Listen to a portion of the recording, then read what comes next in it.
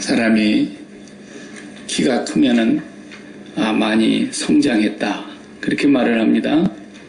그리고 또 조그만하게 처음에는 사업을 시작했는데 고객이 많아지고 수입이 많아지고 그러면은 그 사업이 번창했다, 성공했다 또 이렇게 얘기합니다.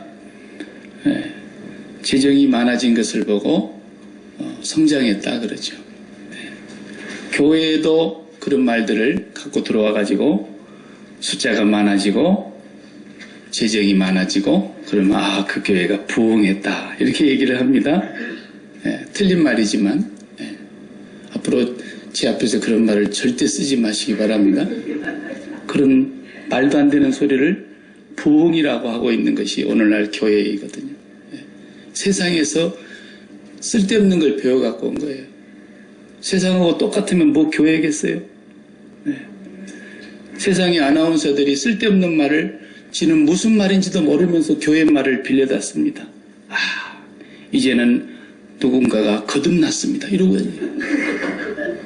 어느 회사가 다시 부활했습니다 이러고 있는 거예요. 부흥이라는 말도 교회에서 나온 말인데 그 밖에서 우리가 함부로 쓰니까 그 말이 무슨 뜻인 줄도 모르고 쓰고 있는 그 사람들의 말을 우리가 다시 되돌려 수입에 들어와 가지고 세상이 말하는 부흥이 부흥인 줄 알고 있는 거예요. 그래서 교회가 망한 거예요. 그리고 사탄이 기뻐한 거예요. 그래 너희가 많이 부흥했구나 기뻐해라 하나님께 영광 돌려라. 마귀가 옆에서 계속 기뻐하고 있었던 것을 몰랐던 거예요. 최고로 부흥하던 때가 언제입니까? 중세의 1000년의 세월 동안 교회가 제일 부흥했습니다. 가장 예배당이 화려하게 지어지고 가장 많은 사람들이 하나님 앞에 돌아오고 교회가 언제 부패했습니까? 콘스탄틴 황제가 세계사를 배워보신 여러분들 아시지 않습니까? 그렇게 기독교를 핍박하고 굴 밖으로도 못 나오게 하고 숨어서 예수 믿게 하고 잡히면 죽고 그러던 시절에 교회가 타락하지 않았습니다. 콘스탄틴 황제가 비로소 기독교는 로마의 국교다 이렇게 해놓고 나니까 그때부터 교회가 병들고 타락하기 시작했습니다. 그때로부터서 1000년 동안 세월 동안 예수를 안 믿는 사람이 한 명도 없었습니다. 중세 1000년은 기독교가 최고로 창궐했던 시대였습니다. 그때는 기독교를 말하지 아니하면 출세도 못하는 시절이고 예수를 모르는 사람은 사람으로 취급을 받지 않았습니다. 건물 하나를 지어도 우리가 알다시피 고딕 양식으로 하늘을 향한다 그래서 뾰족뾰족 첨탑이 누가 더 높으냐 하듯이 경쟁이라도 하듯이 성당을 짓고 그렇게 했던 때였습니다. 세계 3대 성당 중에 하나인 성당을 저도 가봤다 그랬죠. 그런데 그 성당이 지금 예배 드리지 않습니다. 중세 1000년을 기독교 역사가들은 뭐라고 평가합니까? 암흑의 시대라 이렇게 말하지 않습니까? 가장 기독교가 창궐하고 부흥했다고 말하는 1000년의 세월을 교회 역사가들은 암흑의 시대라 이렇게 얘기해요. 그래서 루터는 의인은 오직 믿음으로 말미암아 살리라. 종교개혁자들이 기치를 들고 오늘 이 하박국 2장 4절에 말씀하고 있는 오직 의인은 그 믿음으로 말미암아 살리라. 이 말씀을 붙들고 이 말씀을 들고 사도 바울은 로마서를 또 쓰면서 로마서 1장 17절에 오직 의인은 믿음으로 말미암아 살리라. 성경은 그것을 우리에게 가르쳐주고 있습니다.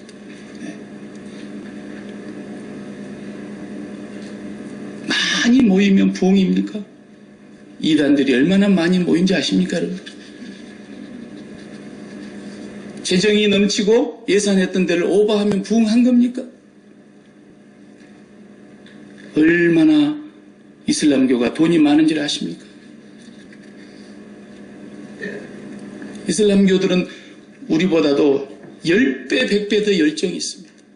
외국의 노동자로 비록 갔을 망정 하루에 5번씩 그들은 돗자리를 깔고 자기 나라의 성전을 향해서 마치 다니엘이 했던 것처럼 기도하는 거 보십시오. 그러면 부흥한 것입니까? 부흥은 그런 것이 아닙니다. 이 말씀을 전하고 있는 저 같은 목사 같은 사람들도 한간에는 부흥이 뭔 줄 모르고 교회를 개척하면 아예 뒤에 표에다가 오늘 3장 2절의 말씀 그대로 갖다가 수년 내에 부흥케 하옵소서 이렇게 표를 갖다 걸어놨어요. 나는 뭐 그 목사를 무시하진 않습니다. 목사가 그런 정도도 모르고 갖다 걸지는 않았겠지요. 네. 정말 모르고 걸었다면 그 목사 자격이 없는 거예요. 수년 내에 부흥케 하옵소서. 그러면 개척교회는 늘 기도 제목이 주여 우리 교회를 부흥케 하옵소서.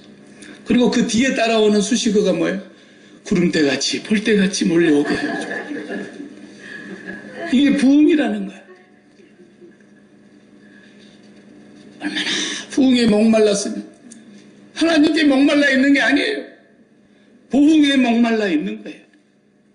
우리가 언제 한번 저렇게 번들은 예배당 하나 지어서 꽉 들어차는 1부 예배도 모자라서 2부에서도 안 되니까 3부로 그래도 안 되니까 또 수천억 들어서 다시 큰 예배당 옛날 거 허물고 또 짓고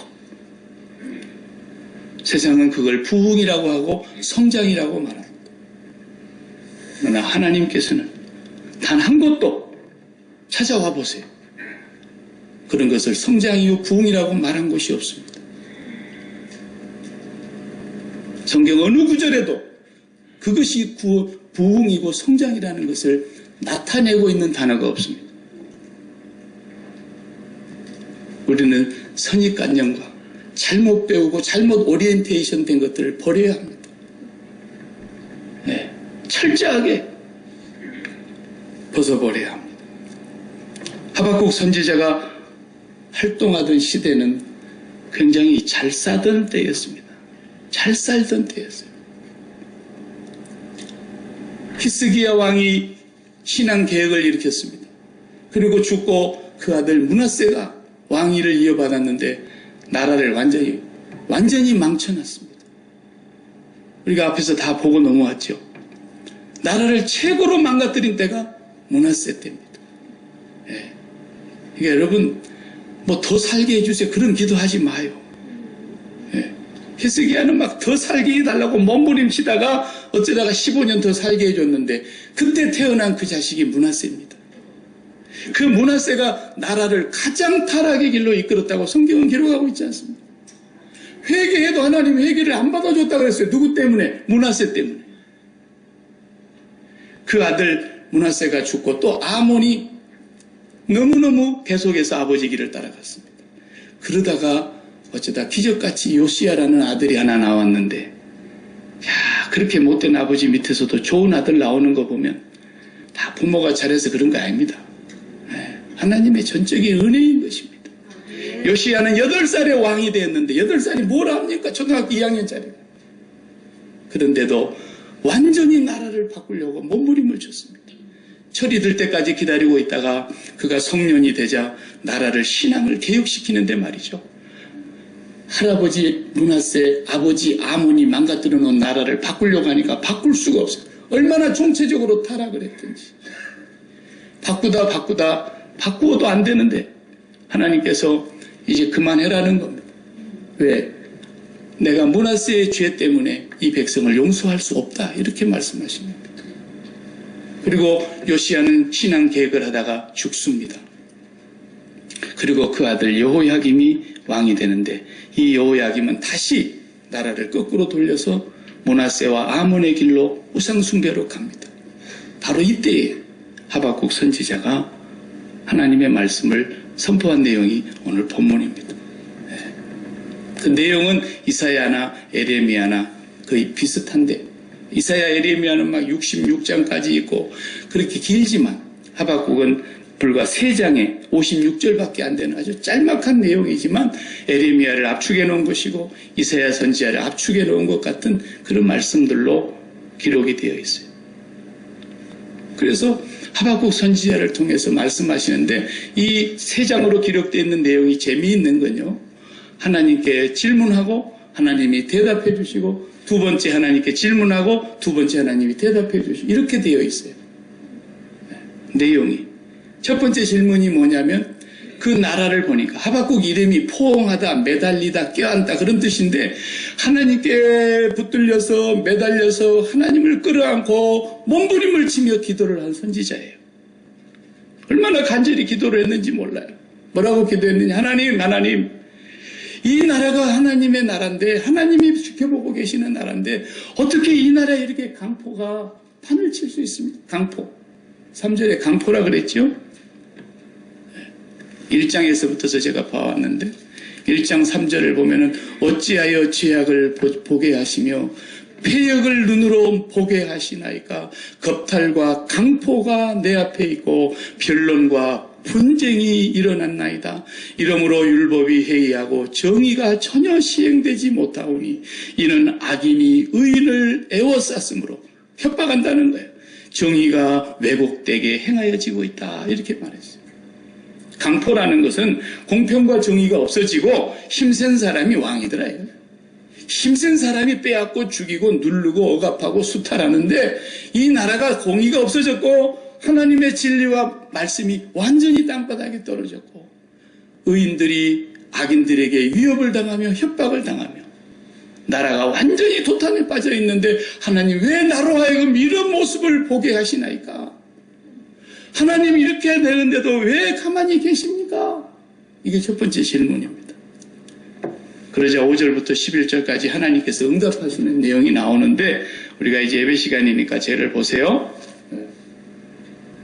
하나님께서 대답하시는 게 뭐냐면, 얘야, 내가 그냥 장님이 아니다.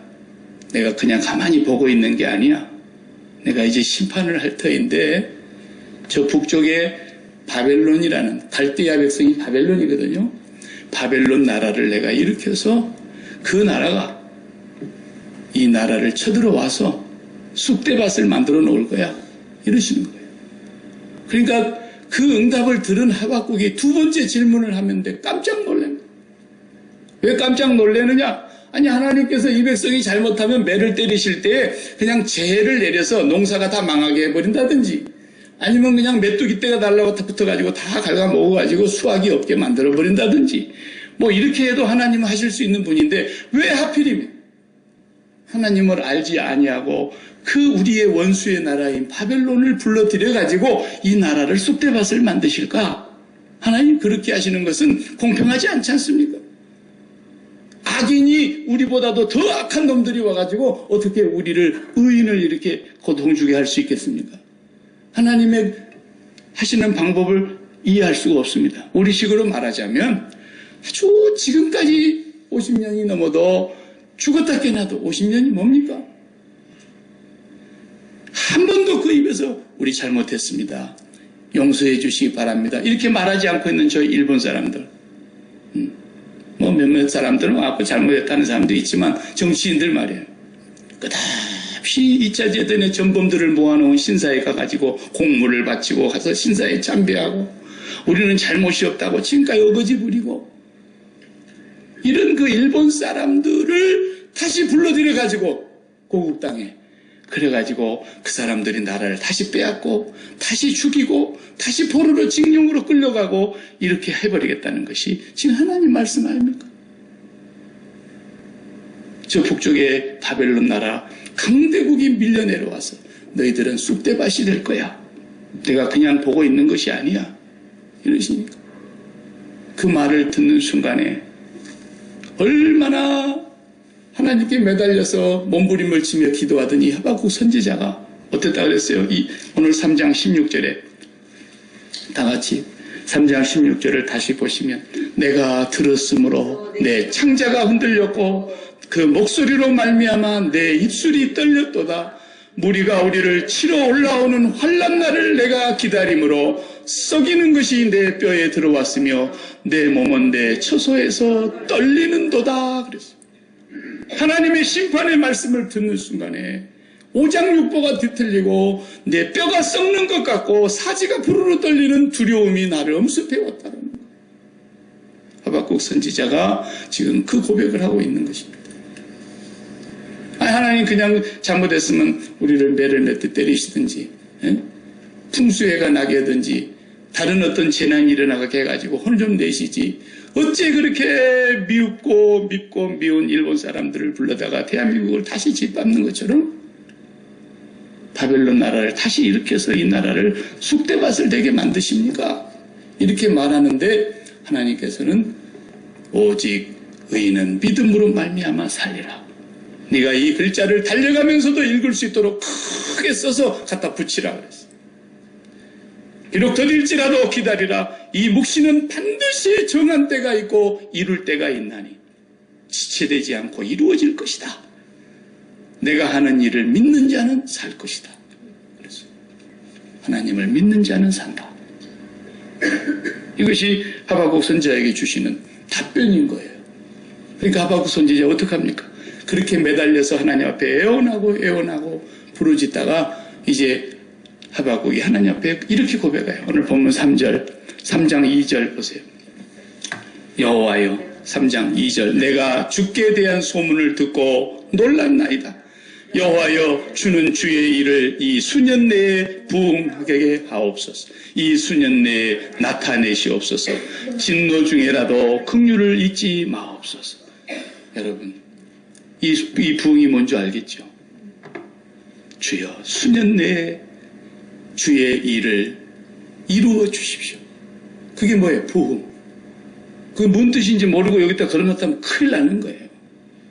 뜻을 알고 걸어놨으면 괜찮은 거지만 이 수년 내에 주의 일을 부흥하게 하옵소서. 그러면은 그 다음 말이 어떻게 와야 말이 맞냐면 갑절의 부흥을 주시옵소서. 슬변화 부흥을 주시옵소서. 이렇게 돼야 말이 맞는 거예요. 그렇지요? 그런데 그 다음 말이 무슨 말이에요? 으시시한 말이 왔잖아요. 수년 내에 부흥케 하옵소서 하고 나서 뭐라 그랬어요? 진노 중에라도 주의 긍휼을 잊지 마옵소서 그랬어요. 어마어마한 하나님의 진노의 심판이 부흥이라는 거예요. 이게 부흥의 시작이라는 거예요. 하나님이 과연 사랑의 하나님일까가 의심스러울 만큼의 지독스러운 심판과 진노가 올 것인데 하나님 그 일을 수년 내에 이루어 주시되 그 진노 중에라도 긍휼을 잊지 마십시오 그랬어요. 불쌍히 여겨달라는 거예요.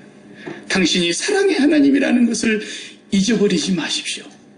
애원하고 있는 거예요. 근데 그걸 수년 내에 부흥케 하옵소서. 그러니까 그냥 사람들이 막 구름대처럼 벌떼처럼 몰려 들어와가지고 부흥하는 것으로 생각했던 거예요. 주의 일을 수년 내에 부흥케 하옵소서. 이게 부흥이라는 단어가 영어 성경에는 리바이벌, 원래 하예후라는 말인데 원어에 보면 이건 뭐냐면 다 죽은 것을 다시 살려주십시오 그런 뜻이에요. 다 죽은 걸 이 수년 내에 부흥케 하옵소서. 주의 일을 이 수년 내에 부흥케 하옵소서.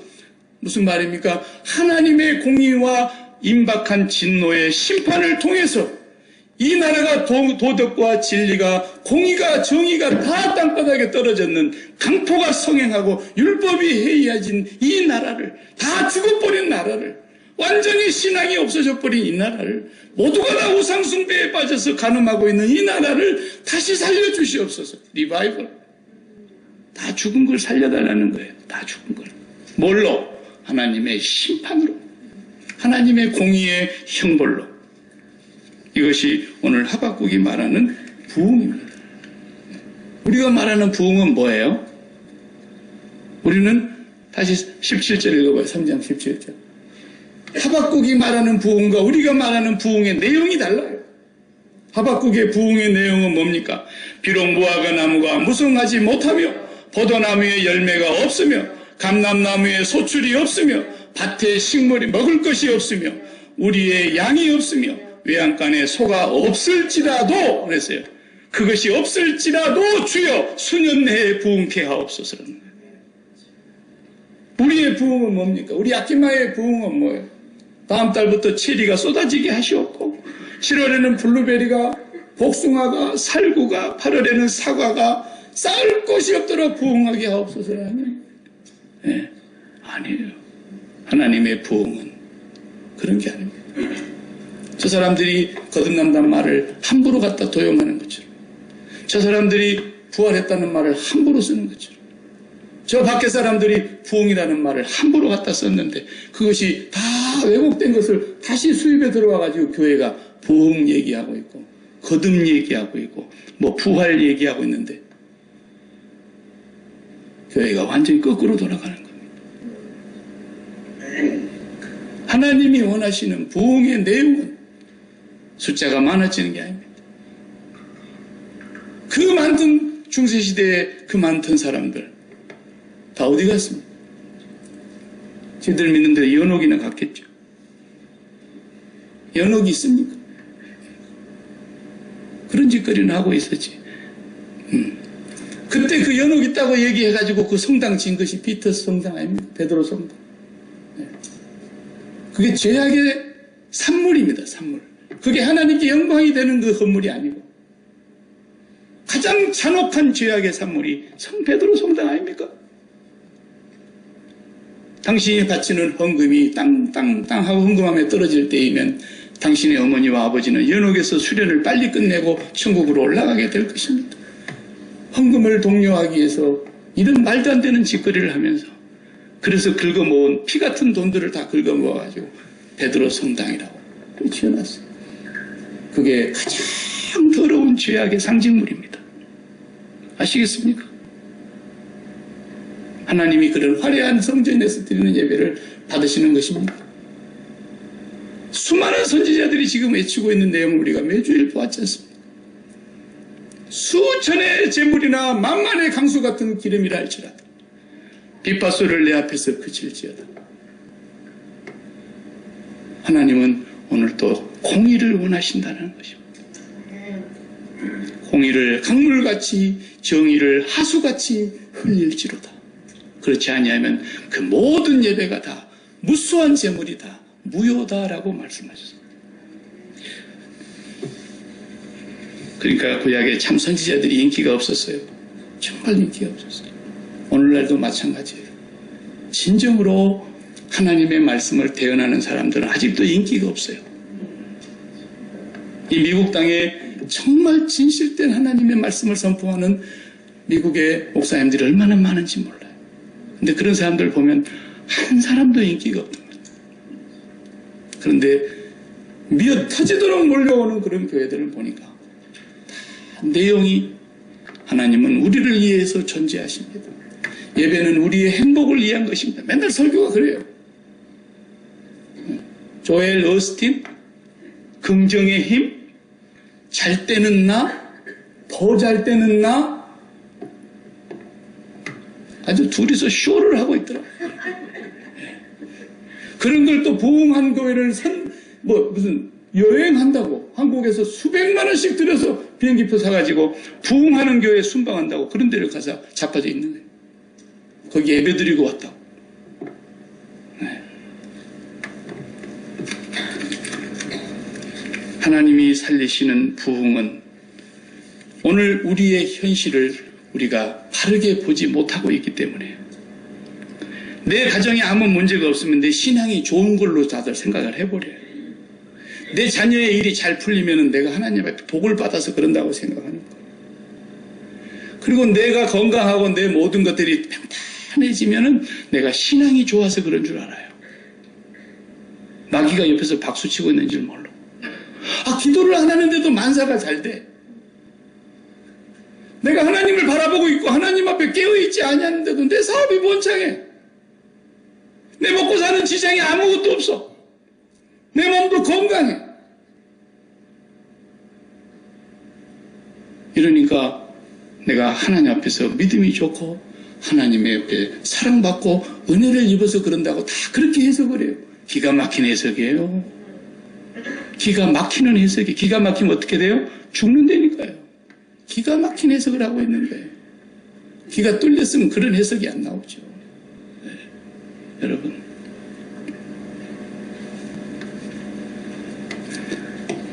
하박국은 하나님의 심판이 살아나서 하나님의 공의가 서슬시퍼렇게 살아있다는 것을 보여주셔서 이 나라를 송두리째 깡그리 망하게 해서 깨끗이 씻어주시고 다시 죽은 것을 살려주십시오 라고 하나님 앞에 그 말씀을 받아들이고 나니까 창자가 떨리고 입술이 떨리고 사지백체가 떨리고 내 뼈가 썩는 것 같은 고통이 따르지만 그래도 하나님, 내가 하나님을 기뻐할 것입니다.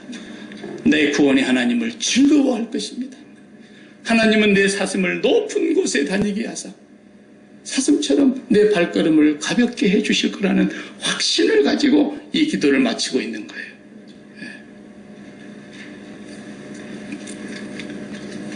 그러니까요,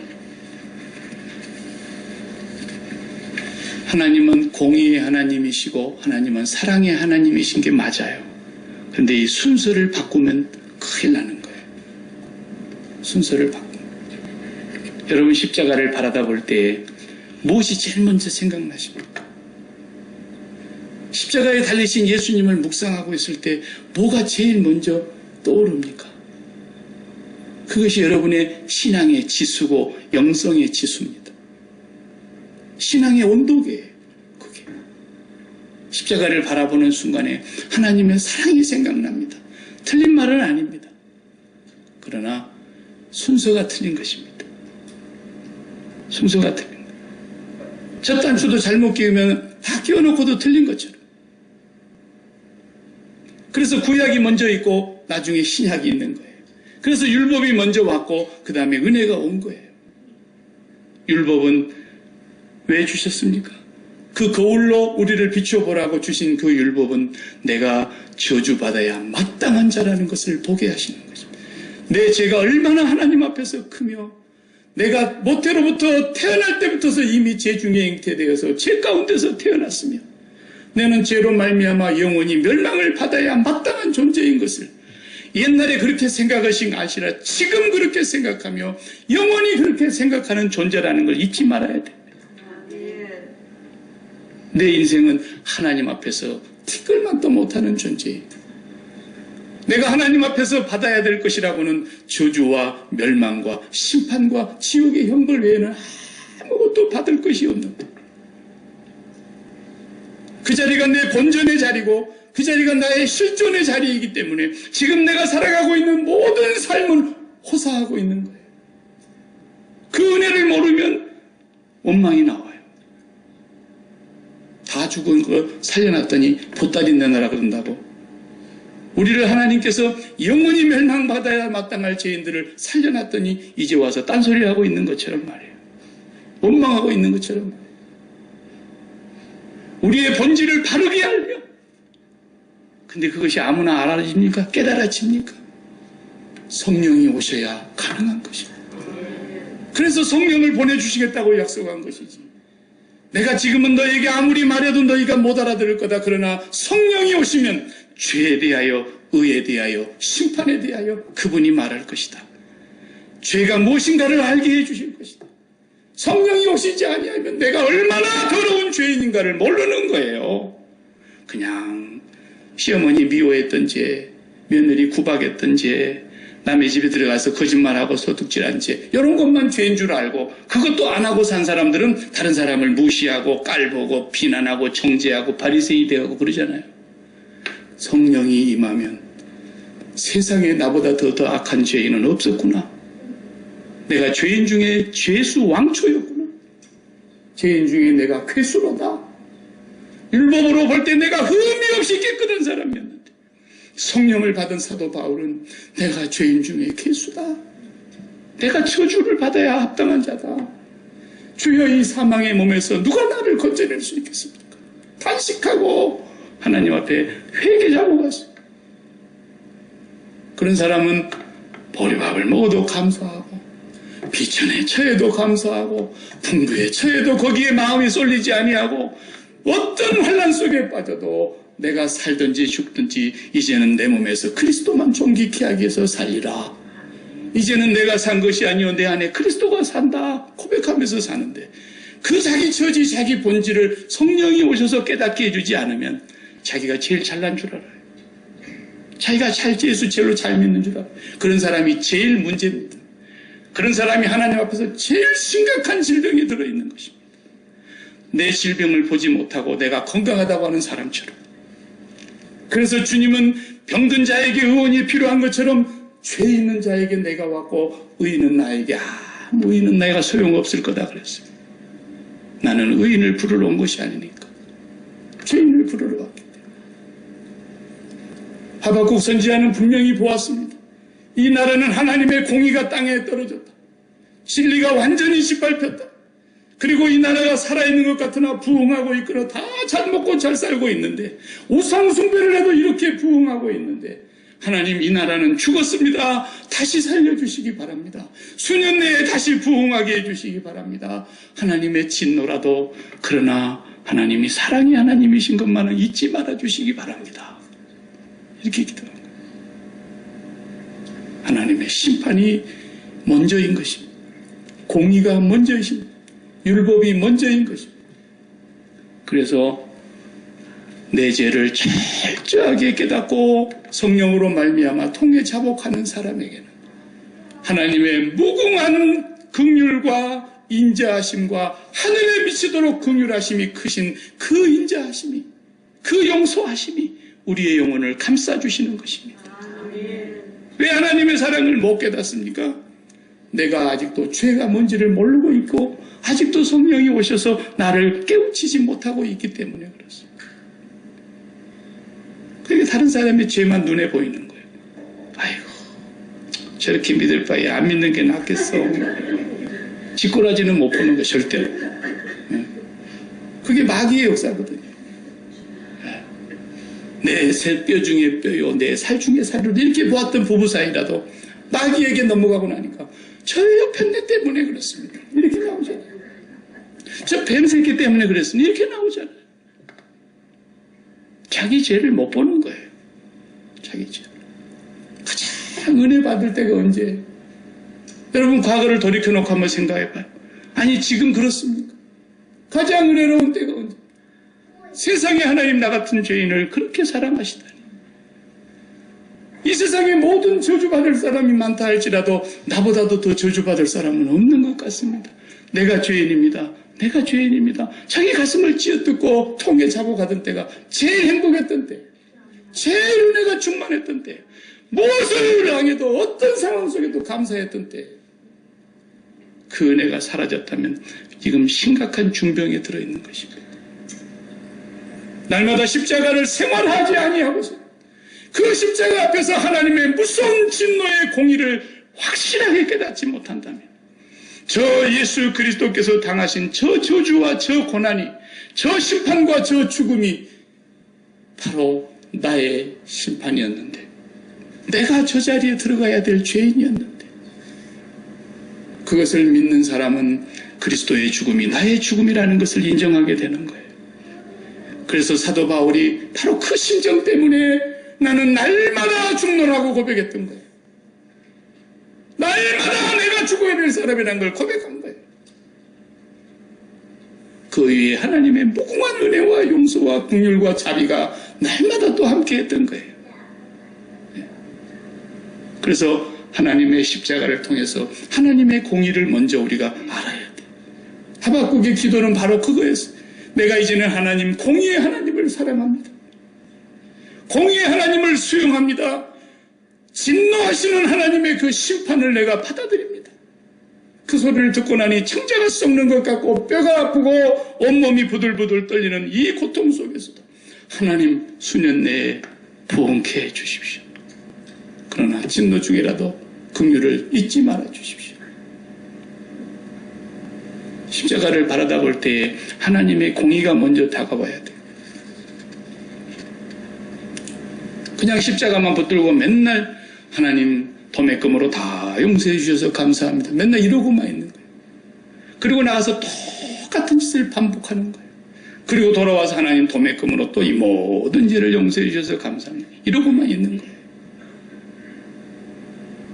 이런 사람은 하나님의 무서운 임박한, 지금 잘 따르고 있고 아무 문제가 없으니까 잘 믿어서 그러는 줄 알지만 이것은 바로 전쟁 직전에 공포의 전야라는 것을 알아야 됩니다. 하나님이 손을 들면, 하나님이 매를 들면 하나님은 조금 때리고 마시는 분이 아니에요. 웬만해서는 그분은 매를 들지 아니하시는 하나님이시지만 한 번 매를 들면 한 70년씩 때리잖아요. 그러지 않습니까? 한 70년씩 때려요. 예, 한평생 때려요. 한평생. 그리고라도 철저하게 깨닫게 하시는 거예요. 하나님, 내가 죽일 죄인입니다. 죽어 마땅한 죄인입니다. 진즉 죽었어야 될 죄인입니다.